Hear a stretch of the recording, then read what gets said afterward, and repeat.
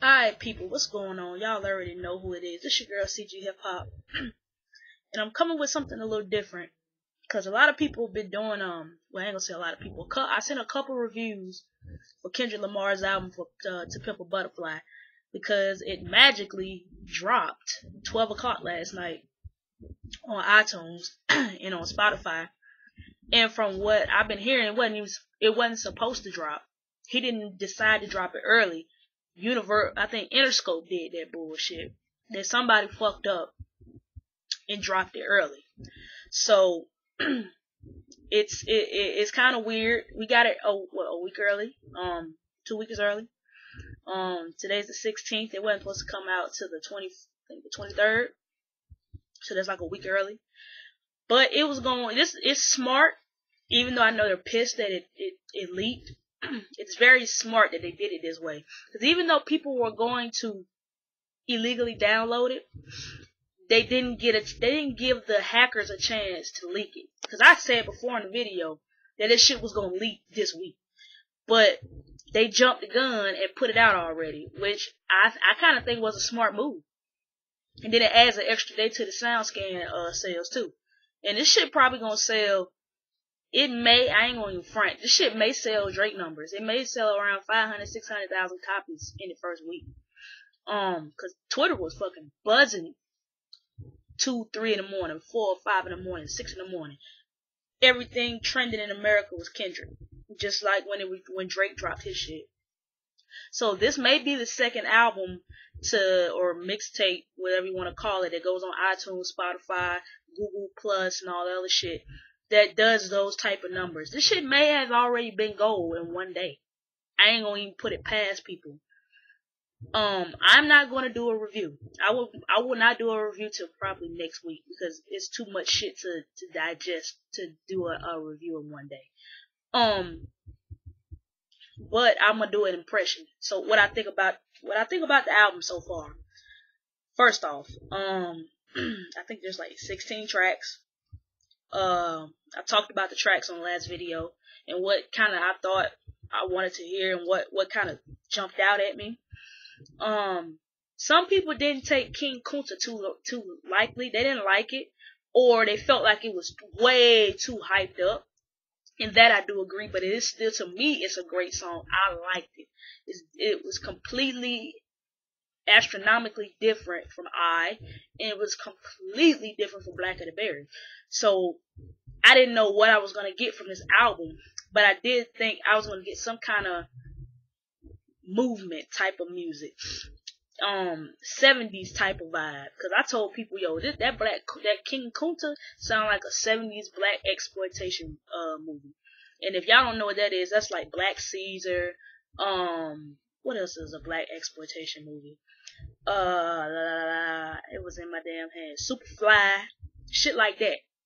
But a lot of the younger crowd don't know what the fuck that is. They don't know what P-Funk is. They don't know that type of California funky sound, George Clinton.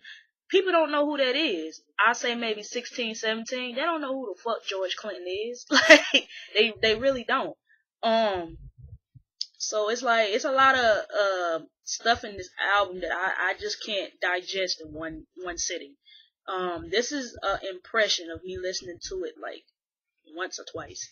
Not even twice, I'll say once. A couple of songs I listened to more than once. But let's get into it. This is my first impression. My impressions may change. My review probably will be up next week because I gotta let this album digest, and I'm probably gonna do it Tuesday probably. Or either the weekend maybe. I'm gonna be listening to this all day at work because I gotta digest this album because there's so much layers to it. The funkiness, the music is just. If you went into this album thinking you were gonna get another Good Kid, Mad City, you will be disappointed. You will say Kendrick fell off. This shit is trash. You are not gonna like it. If you go into this with an open mind, actually open your ears and listen, you're gonna be like, well, damn. I may not have got what I wanted with Good Kid, Mad City, but I can respect where Kendrick is going with this consciously, sonically. How he's grown as a man, how he's grown as an artist, how his taste for music You know what I'm saying? Not even changed, because he's probably always listened to this type of music before, but he didn't go that route for his album. He probably had a bunch of stuff, you know what I'm saying, inside of him that just wanted to come out, and he needed to tell a story. And this album tells a whole completely different story in a whole completely different way. And I still haven't figured out the To Kill a Mockingbird type of what that means yet, but believe me, I'm gonna figure it out. It's probably gonna take me about a month or two to figure out how To Kill a Mockingbird in this is like conjoined. Cause bottom line, it's somewhere in here. To Pimp a Butterfly. When you first cut it on, it sounds like it sounds like a bunch of noise at first. If you haven't listened to anything dealing with jazz, if you never listened to rhythm and blues, or even just blues period, it has that type of feel to it where he's starting off the story. For Free had me dying laughing, talking about his dick. That shit was funny, yo, but you probably didn't get it because it was like a free verse over a beat. It's kind of funny. Of course, we've all heard King Kunta, straight 70s black exploitation movie. So, it's dope though, talking about Kunta Kinte. So we've already heard that song already. That joint dropped last week. Institutionalized. The first song where I went to and I had to repeat it. Bilal on that Institutionalized. Oh my Jesus. But Bilal killed those background vocals. My Jesus. Bilal, and people the younger generation probably don't even know who Bilal is, yo. That's crazy. Oh yeah, and I forgot. On Wesley's Theory for the first track, George Clinton is on that bad boy, and Thundercat, but niggas don't know who those people are. George Clinton, man, is a revolutionary artist from back in the 70s, and Snoop Dogg fucking loves George Clinton. You know what I'm saying? That's music that Snoop grew up on. Like, if you have like grandparents or mothers and fathers that are in maybe their 50s, maybe I don't want to say early 40s, maybe early 50s, they actually might like this damn album just because of how it sounds sonically, because it sounds familiar. He's bringing back a genre of music that hasn't been touched in a minute in hip hop. The only person who really has touched it like that is probably probably the Roots. No mainstream artists though. Maybe the most mainstream artist who probably touched it was Snoop Dogg. Which song was it? Sexual Seduction. And he had that type of feeling. And then also Snoop's new song, Peaches and Cream, has that same funky 70s feel. But yeah, man. A lot of people may not know who Bilal is, or George Clinton, or Thundercats, but Institutionalized so far is one of my favorite songs. These Walls, Bilal killed this one too.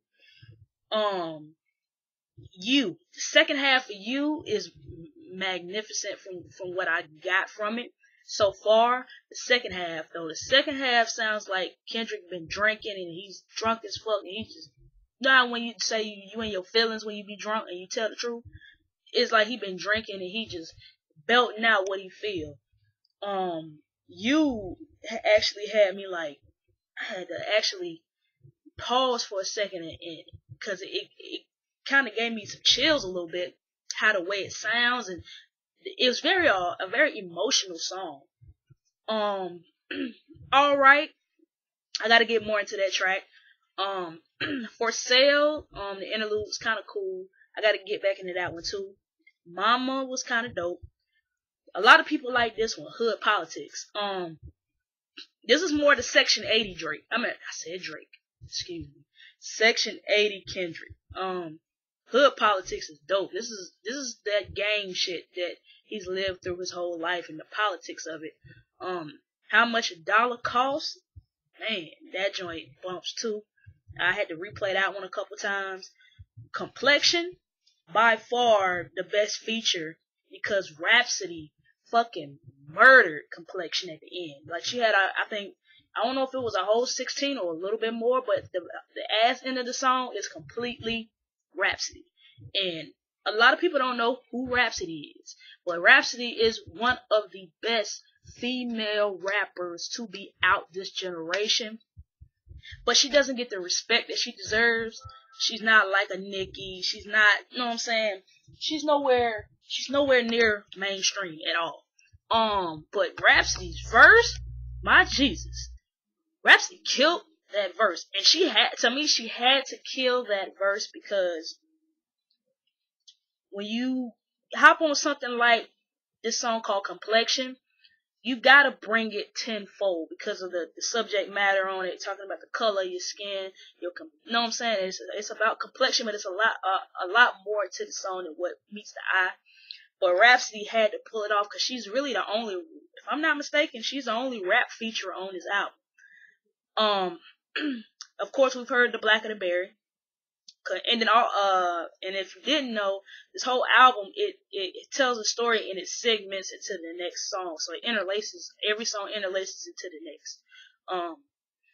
We've all heard Black of the Berry, and this is the Kendrick that everybody wanted. Everybody wanted this type of Kendrick for this album. And we got this Kendrick, and we got a couple other Kendricks too, because he did a whole lot of different type of flows. You Ain't Gotta Lie, Mama Said. I like that. I didn't like the hook for this song, but the overall song is pretty damn dope. In the I, he put I on here, but it's a whole different. It's like a live version of I. It's not like the regular version that we got where it had the funky Isley Brothers sample in there. And of course, a lot of motherfuckers don't know who Isley Brothers is, but if you're around my age, you probably know. But the younger generation, if your mama ain't never played no type of music that ain't on the radio like that, you gotta go on the rhythm and blues stations and the old school stations to hear Isley Brothers. Only way they know Isley Brothers is R. Kelly and what other songs he got out? You know what I'm saying? The little baby making joints, but they may not know Isley Brothers like I know.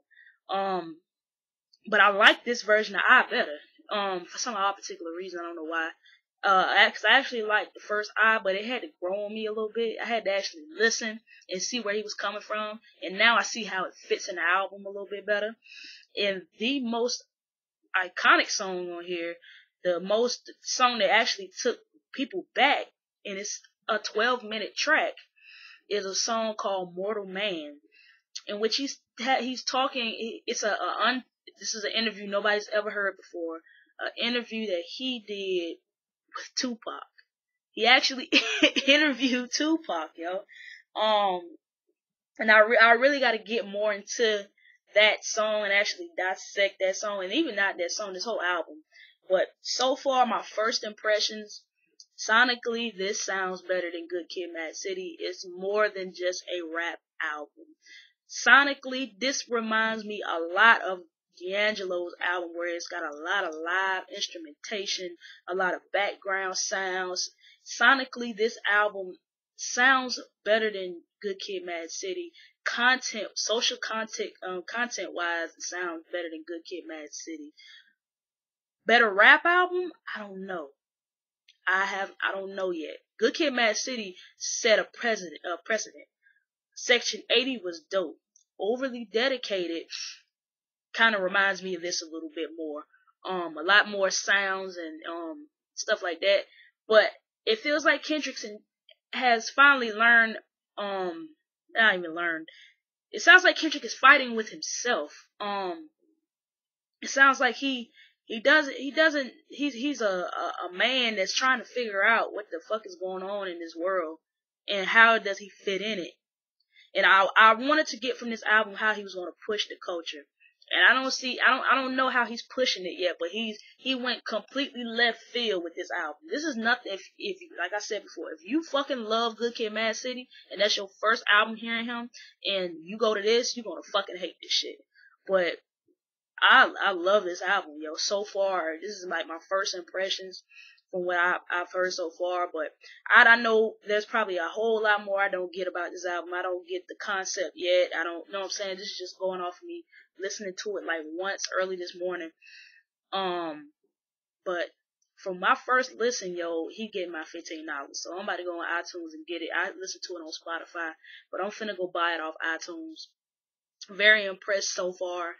The review will be up next week, but I'm very impressed. There's a couple of other people on here that I don't know who they are. That was institutionalized. Let me see, play something else. I remember you was conflicted, misusing your influence. Sometimes I did the same. And he says that a lot. He says that line a lot. You was misusing your influence. I'm trying to figure out how that interlocks. Like, he says that a lot in between a couple of songs. Like, you misusing your influence. Is he talking about himself? Is he talking about hip hop? Is he talking? I don't know.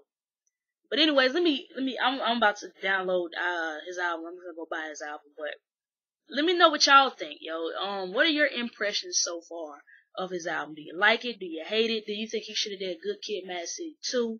Do you think he should have just not went back into the 70s type of funky era because it's not really the it thing to do right now? You don't hear nothing like it. Or are you satisfied that he's trying to be creative and he's trying to be something totally different and he don't want to sound like nobody? Because this shit sounds like nothing out today. I don't know. Except for maybe the Roots, maybe. Or maybe, I don't know, man. I can't even name people who really sound like this other than the Roots, yo, with the live instrumentation. Like I said, or Snoop Dogg, old shit. The G-Funk, P-Funk era type of vibe, yo. I really don't know how to take this album. But I gotta digest it more. But yeah, this video is going on too long. But it was a lot of shit to take in. And this album is not one of those bangers where you gonna hear a mad shit on the radio and it's not one of those bangers, 10 bands, I got money, smoking weed type of albums. This one of them grown men sit down and listen to what the fuck I gotta say albums.